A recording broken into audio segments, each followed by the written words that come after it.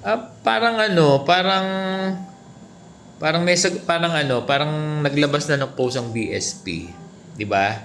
Tingnan nyo. Oo, yung parang ito na yung sagot eh. Ito na yung sagot. Ayan no. BSP plans to scrap 5-year limit on salary loan maturities. Oo. The amendments follow the initial review of lending rules, including personal loans extended to teachers who represent a big portion of the country's consumer credit market.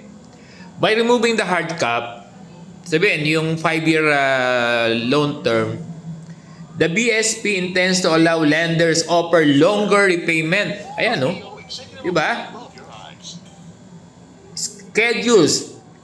Offer longer repayment schedules to reduce monthly installments. Yes. Kasi pag mahabang loan term, liliit yung monthly amortization, ano? By better aligning borrowers' debt obligation with the actual cash flow. Currently, salary loan terms are generally restricted to 3 years and may only be extended to 5 years under specific circumstances. However, even with this plan amendment, the PSP said domestic lenders must still uphold strict credit standards to ensure that borrowers have the stable income and track.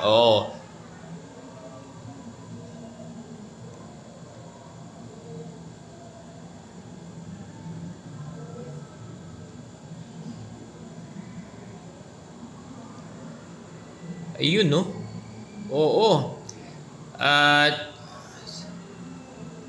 may binanggit dito Rosal Commercial Banking Corporation Chief Economist Michael Ricaport said loosening the tenor limit would give greater flexibility for consumers to prevent bunching up loan payments and also spread over longer tenors, other than housing loans and auto loans based on their credit scores.